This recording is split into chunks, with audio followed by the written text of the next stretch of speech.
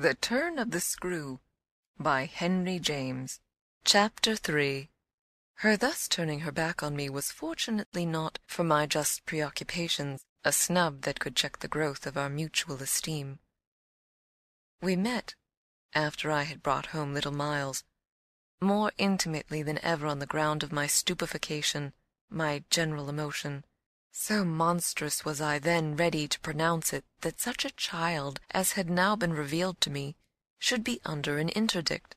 I was a little late on the scene, and I felt, as he stood wistfully looking out for me before the door of the inn at which the coach had put him down, that I had seen him, on the instant, without and within, in the great glow of freshness, the same positive fragrance of purity in which I had, from the first moment, seen his little sister. He was incredibly beautiful, and Mrs. Grose had put her finger on it. Everything but a sort of passion of tenderness for him was swept away by his presence. What I then and there took him to my heart for was something divine that I have never found to the same degree in any child. His indescribable little air of knowing nothing in the world but love. It would have been impossible to carry a bad name with a greater sweetness of innocence, and by the time I had got back to Bly with him, I remained merely bewildered, so far, that is, as I was not outraged by the sense of the horrible letter locked up in my room, in a drawer. As soon as I could compass a private word with Mrs. Grose, I declared to her that it was grotesque.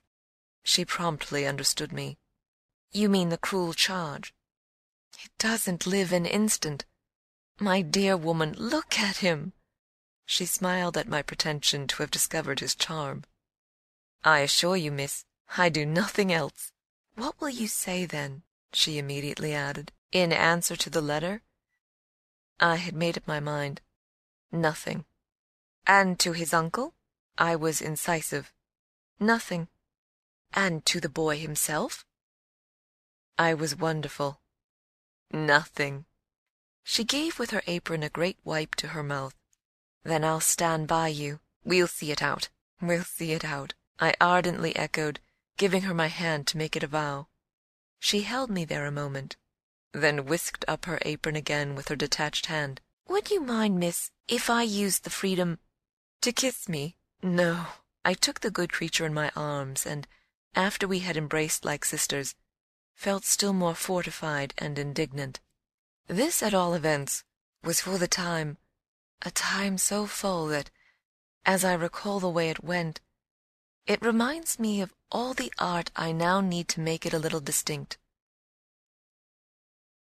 What I look back at with amazement is the situation I accepted. I had undertaken, with my companion, to see it out, and I was under a charm, apparently, that could smooth away the extent and the far and difficult connections of such an effort. I was lifted aloft on a great wave of infatuation and pity.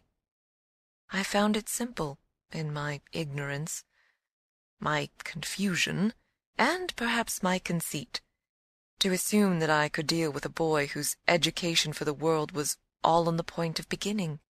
I am unable even to remember at this day what proposal I framed for the end of his holidays, and the resumption of his studies.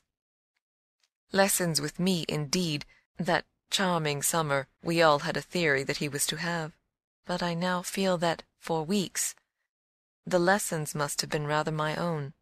I learned something, at first, certainly, that had not been one of the teachings of my small, smothered life, learned to be amused, and even amusing, and not to think for the morrow.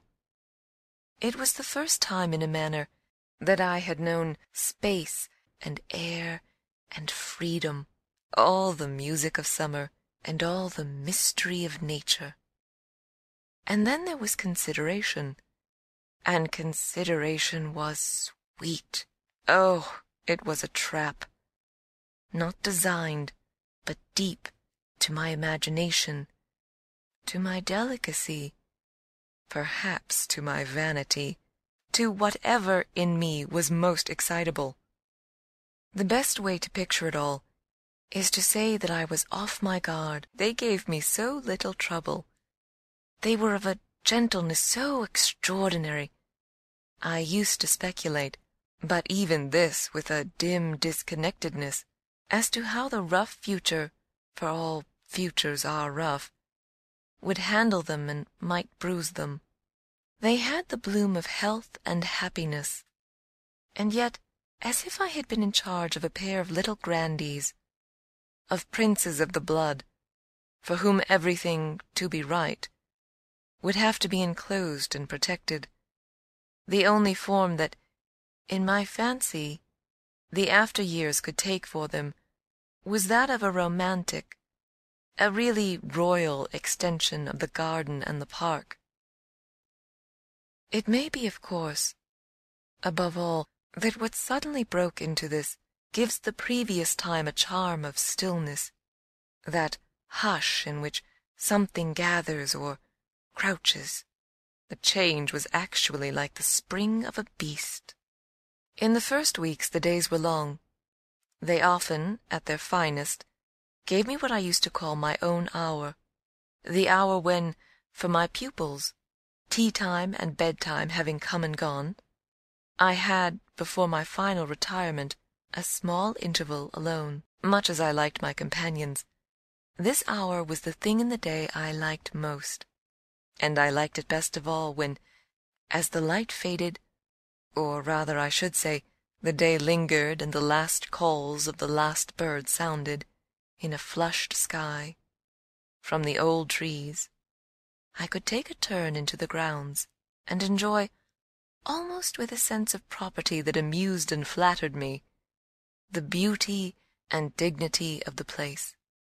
It was a pleasure at these moments to feel myself tranquil and justified, doubtless, perhaps, also to reflect that by my discretion, my quiet good sense and general high propriety, I was giving pleasure, if he ever thought of it, to the person to whose pressure I had responded. What I was doing was what he had earnestly hoped and directly asked of me, and that I could, after all, do it, proved even a greater joy than I had expected. I dare say I fancied myself, in short, a remarkable young woman, and took comfort in the faith that this would more publicly appear. Well, I needed to be remarkable, to offer a front to the remarkable things that presently gave their first sign. It was plump, one afternoon, in the middle of my very hour. The children were tucked away, and I had come out for my stroll. One of the thoughts that, as I don't in the least shrink now from noting, used to be with me in these wanderings, was that it would be as charming and as a charming story suddenly to meet someone. Someone would appear there at the turn of a path, and would stand before me and smile and approve. I didn't ask more than that. I only asked that he should know, and the only way to be sure he knew would be to see it, and the kind light of it in his handsome face. That was exactly present to me, by which I mean the face was, when, on the first of these occasions, at the end of a long June day, I stopped short on emerging from one of the plantations and coming into view of the house. What arrested me on the spot, and with a shock much greater than any vision had allowed for, was the sense that my imagination had, in a flash, turned real. He did stand there, but high up, beyond the lawn, and at the very top of the tower to which, on that first morning, little Flora had conducted me. This tower was one of a pair, square, incongruous, crenellated structures, that were distinguished for some reason, though I could see little difference, as the new and the old. They flanked opposite ends of the house, and were probably architectural absurdities, redeemed in a measure, indeed, by not being wholly disengaged, nor of a height too pretentious, dating in their gingerbread antiquity from a romantic revival that was already a respectable past.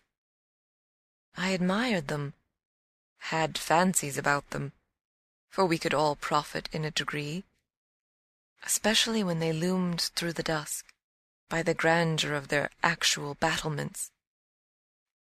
Yet it was not at such an elevation that the figure I had so often invoked seemed most in place. It produced in me, this figure, in the clear twilight, I remember, two distinct gasps of emotion, which were, sharply, the shock of my first and that of my second surprise.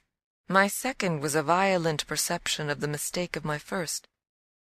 The man who met my eyes was not the person I had precipitately supposed.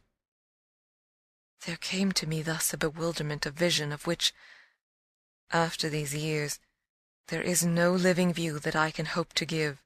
An unknown man in a lonely place is a permitted object of fear to a young woman privately bred, and the figure that faced me was, a few more seconds assured me, as little anyone else I knew as it was the image that had been in my mind. I had not seen it in Harley Street. I had not seen it anywhere. The place, moreover, in the strangest way in the world, had on the instant, and by the very fact of its appearance, become a solitude. To me at least, making my statement here with a deliberation with which I have never made it, the whole feeling of the moment returns. It was as if, while I took in what I did take in, all the rest of the scene had been stricken with death. I can hear again, as I write, the intense hush in which the sounds of evening dropped. The rooks stopped cawing in the golden sky, and the friendly hour lost, for the minute, all its voice. But there was no other change in nature, unless indeed it were a change that I saw with a stranger sharpness.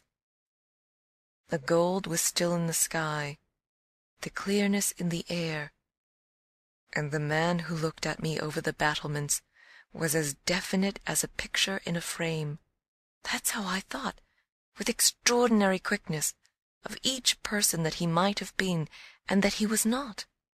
We were confronted across our distance quite long enough for me to ask myself with intensity who then he was, and to feel, as an effect of my inability to say, a wonder that in a few instants more became intense.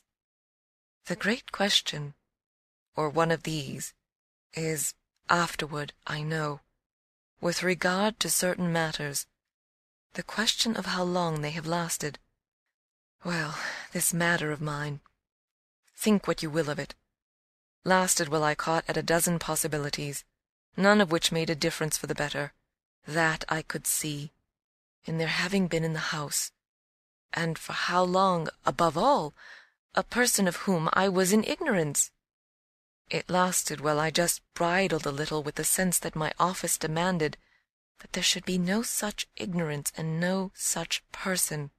It lasted while this visitant, at all events.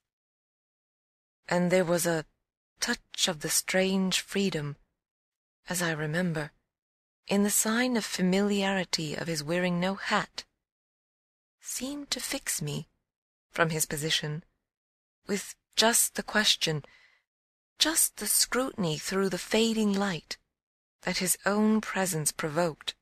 We were too far apart to call to each other, but there was a moment at which, at shorter range, some challenge between us, breaking the hush, would have been the right result of our straight mutual stare. He was in one of the angles, the one away from the house, very erect, as it struck me, and with both hands on the ledge. So I saw him as I see the letters I form on this page. Then, Exactly. After a minute, as if to add to the spectacle, he slowly changed his place, passed, looking at me hard all the while, to the opposite corner of the platform. Yes, I had the sharpest sense that during this transit he never took his eyes from me. And I can see at this moment the way his hand, as he went, passed from one of the crenellations to the next. He stopped at the other corner, but less long, and even as he turned away, still markedly fixed me. He turned away. That was all I knew. End of Chapter 3.